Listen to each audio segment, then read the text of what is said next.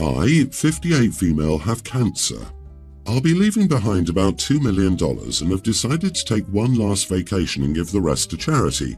My husband, Bill, 66, is in good health, but he will be set financially and we've decided together that he doesn't need the money. I have a daughter, Amity, 29, and a son, Caleb, 24. She has 3 kids, teen and infant twins, and Bill thinks I should leave her half the money. He says she could use it, which would still amount to $1 million for charity. However, I don't want to give my daughter the money. She had her son at 15, and because she was in high school, Bill and I raised him until he was 7. We also paid for Amity's college. My reasoning is that we've already given her childcare for 7 years and college, so she has already received the payout from us, even though I was alive and well. Though it seems Bill already told Amity we'd help her out and she was getting half of the inheritance, so I had to correct her and tell her I'm not giving her or her brother any money. This has been blowing up the family. Amity was furious because she said she was in a bad financial place and she couldn't believe I wasn't helping her out even though I could. Bill understands where I'm coming from but says Amity is living in a trailer and I could at least help her out. I already did help her, but am I the idiot if I don't include her in the will? Edit to clarify, Bill will leave everything to the children and grandchildren when he passes. Caleb hasn't done anything, but they will both be getting money. You are the idiot. You really resent your daughter for getting pregnant so young. She made a mistake. She didn't rob a bank. Also, I'm guessing that you didn't ask yourself any hard questions about why she got pregnant, throwing her life away at that age. Chances, and big chances, are that you and your husband had a role in that mistake. Exactly. OP and her hubby are well off to some degree. $2 million is a lot, and OP's husband still has more money too. But their daughter is living in a trailer? Trailer? With 2 twin babies and another teenage child? That's horrible. Shameful, honestly, for the grandparents to be okay with this. No info from OP about what happened to her daughter. Why is she in a trailer? Did she do something that made OP resent her? Honestly, I can't imagine raising kids and hating them so much. I'd rather give away all my money to strangers. OP has not shared 100% of the story with us. OP, when a kid has a kid, it's not the kid's fault, or at least not mostly. It's a parenting failure to not provide birth control, preferably long-term, guidance, and some coaching on how to handle pressure in a relationship. At the very least, it was your choice to keep and raise the kid rather than adopt, place with a family, place with the father's family, etc. So you screwed her over when she was a teen, but at least you did pay for college and stepped up to raise your grandson. And why are you not, at the very least, putting in trust funds for the grandkids? Even if you didn't care about what happens to Amity, what about your grandbabies? Are they supposed to pay for her, not to make you happy? And what about OP's son? What the heck did Caleb ever do? He did nothing wrong but still get shafted. Also, is Bill these children's father or not? You seem to weirdly dance around ever establishing that with your word choice. OMG, lady, do you even like your kids? She has $2 million and her daughter lives in a trailer. The answer is no. OP, you have the opportunity to ensure your daughter, son and grandkids have a financially secure future in a climate where things are hard and getting harder. You're keeping a scorecard of previous parenting, patting yourself on the back and considering your parenting done. Ultimately, it's your money and your decision. I just think it's the wrong one. You know what? 5 years ago, my son, whom I love to the ends of the earth and back, at his wife's request, took our 2 precious and only grandchildren and walked out of their lives. Abandoned us. No address, no phone calls, no texts. No birthdays, no Christmases. No messages to his grandparents. Long, deep, ugly, painful silence. From the kid we loved, sheltered and supported with every drop of our being for 28 years.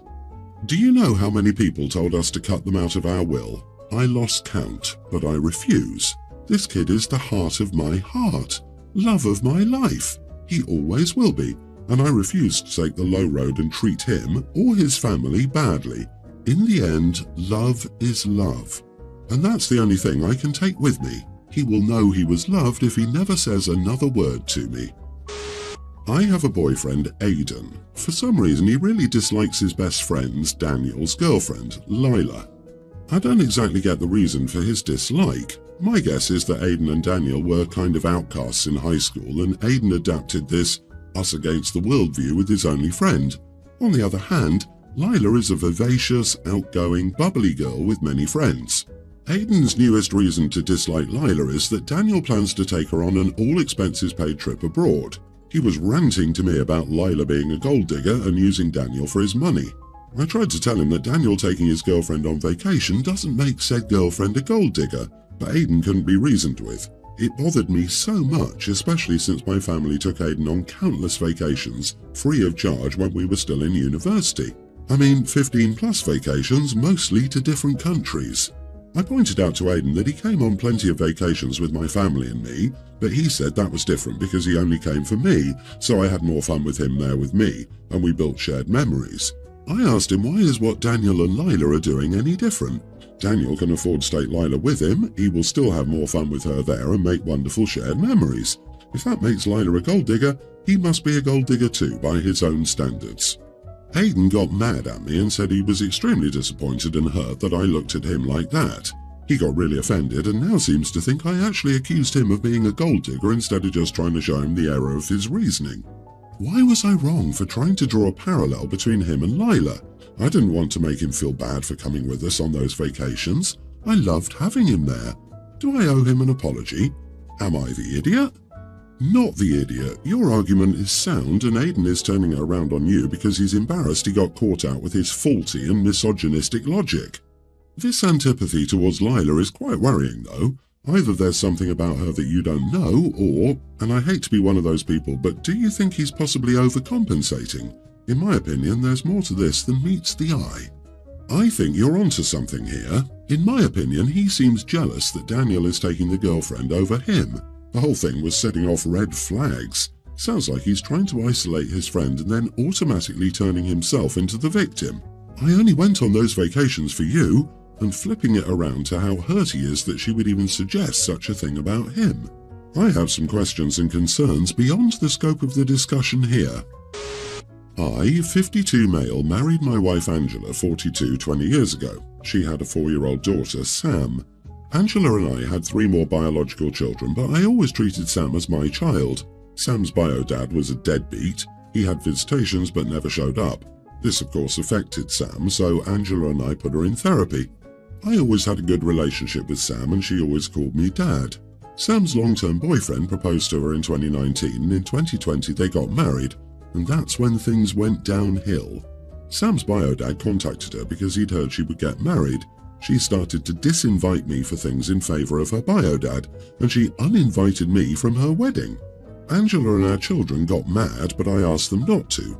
As you might expect, my and Sam's relationship is different from what it used to be. Almost 3 years after the wedding, her dad returned to his old ways.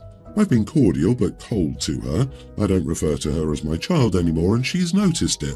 She tried to talk to me, but I told her I have my boundaries and she needs to respect them. Yesterday it was Angela's birthday. I made a toast to her and gave her a little speech about our 3 children and us. Sam started crying and asked why I needed to keep excluding her and that she had apologised and she regrets it. She left soon after, but I've not stopped to think about what happened. My children say I'm not the idiot. Angela says I should at least talk to her. You are the idiot. I understand why you would feel this way, but it's petty. Do you really want to spend the rest of your life alienating a young woman you've loved most of her life because she made a mistake? Unfortunately, a lot of young people act like this when their absent parent comes back into their lives, and she learned the same crappy lesson almost all of them do. Maybe have a conversation with her. You never know what kind of BS her father was whispering in her ear to make it feel like loving you was betraying him. Unfortunately, your kids don't have the lived experience to know that it's important to rise above this crap and that it's messed up to teach someone a lesson in the middle of a birthday speech to their mother. That's not boundaries, my friend. That's punishment. Not the idiot. Even if she wants the bio-dad's presence in her life, she doesn't have to cut you off so coldly. She even uninvited you from her wedding. She chose him over you, the father who took care of her when her bio-dad didn't. I don't understand why people, she was an adult when she made the decision to cut off OP, I don't blame him in any way for not wanting to have anything to do with her anymore. She's just an entitled brat. Yep, actions have consequences. You can't just throw people away and expect them to be waiting when you decide to come back. It's not how life works. But she was your daughter for years. Maybe therapy could be an option for you guys. You're obviously not obligated, but maybe a conversation with her and your wife would be worth it, even to hopefully stop her randomly bursting into tears at family events. I woke up at 5 a.m. craving pancakes while on vacation with my in-laws. So I decided to quickly make myself and my son some, since we were the only ones awake beside my husband, who doesn't eat pancakes. Unfortunately, my sister-in-law's daughter, pre-tween, came downstairs just as my son was finishing up and started crying because there were no more pancakes for her. I did try to comfort her, but I had bad morning sickness after I ate and I was starting to feel sick, so I had to take her to her parents, who were still sleeping. Long story short, my sister-in-law was upset I only made pancakes for myself and my son when others in the house also needed to eat breakfast. She said I was selfish, and I should have known my niece would have wanted some too, so I could have made extra just in case.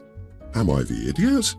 Short answer, yes, you are the idiot. You didn't have morning sickness while making the batter. You could have made enough for everyone. Only thinking of yourself is selfish. Being a mother, if your child woke up early and went downstairs only to be told, "Too bad, I didn't make any for you," and sent your child back to you with no breakfast, you'd be angry too. Especially when travelling and on vacation with family. That was just straight up rude. Agree. My question is, how did you manage to only make pancakes for 2 people? Whenever I make them, I easily feed 6 kids. I totally get that you and your son were the only ones awake, but you're spending holidays with another family that has a child. It's the same as baking a cake for 2 people instead of for the group and then wondering why the group isn't stoked about it. You've invested their nostrils with the delicious smell of pancakes and served them disappointment for breakfast.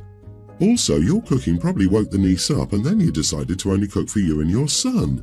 When the little girl cried because you woke her up and ate all the food, you then woke up her parents at probably 5:30 a.m. on vacation. Common courtesy will take you far. Seriously? Nobody in my house is up for the day before 8:30. If I woke up at 5 and made a couple of pancakes, it would be on the same level as making a midnight snack. Imagine someone waking up and getting angry you didn't prepare them a plate of olives and cheese. And OP is pregnant, got morning sickness, and was going right back to bed. How the heck is she an idiot here? Not to mention I make pancakes from a box, just add water, so it's very easy to make a tiny batch of batter for only my brother and me. I do it all the time. Not the idiot. I'm shocked another mother got upset at a pregnant mom who got up, made pancakes for her and those that were awake at the time, and then got too sick with morning sickness to make more before her own daughter could get any. That seems pretty selfish. I'm sorry she made you feel guilty. That's a reflection of her character flaws, not yours. Yeah, screw all these commenters imposing new information onto the situation. You knew the others would want pancakes. Who only makes pancakes for themselves? Bro, the information OP had at the time was, my family is awake and my family is hungry. So she fed them. So how do you know the others aren't on a keto diet? How do you know they aren't celiac? How do you know the others don't already have breakfast plans that pancakes beforehand would ruin? You don't, and neither did OP, so she worked with the information she had. Some of these comments are dripping with so much righteousness that people are slipping over themselves to add enough new details to justify calling OP an idiot.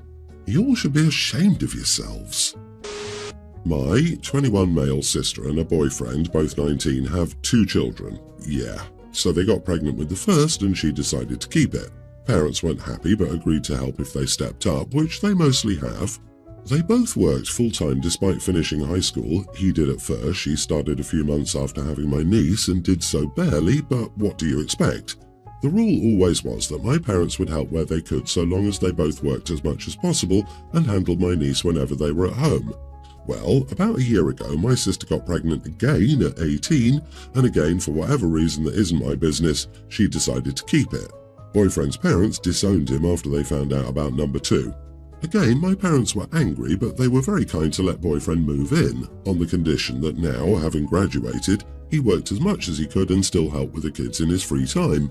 He's a good dad considering, despite working 3 part-time jobs, he's still taking a few online college courses and helping as much as he can with my niece and nephew. My sister still worked 1 part-time job and took courses while pregnant, but she had to quit the job as the second pregnancy was complicated. Nephew is now an infant and she's back to work part-time again. Now, obviously, neither of them has really had a social life since my sister got pregnant with my niece, She in particular is very isolated, and we thought she had PPD, but the doctors don't think so. She's just unsurprisingly strung out.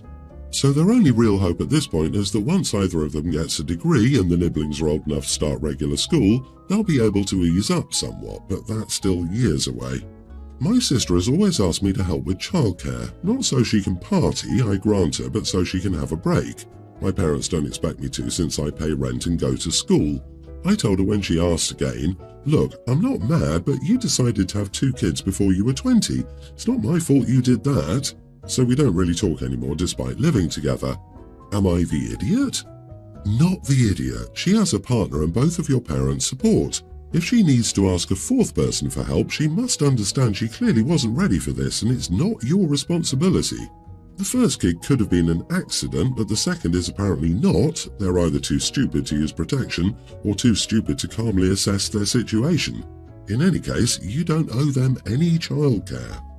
You are the idiot for your delivery and how you talk about your sister, not for refusing to babysit, which is fair enough, but for explicitly making that choice about judging your sister and making it clear that you don't have any sympathy for her. Even people with very planned children at more stable times get strung out and overwhelmed and ask for help to have breaks. It's not your responsibility to offer childcare to your sister, but it's also not your responsibility to teach her the error of her ways. Kindness and empathy towards a sibling would take no effort on your part here. A simple, "I'm sorry you're feeling stressed, but I don't want to set a precedent that I'll watch your kids because I'm not comfortable with that. Have you tried XYZ?" would have been the right way to go.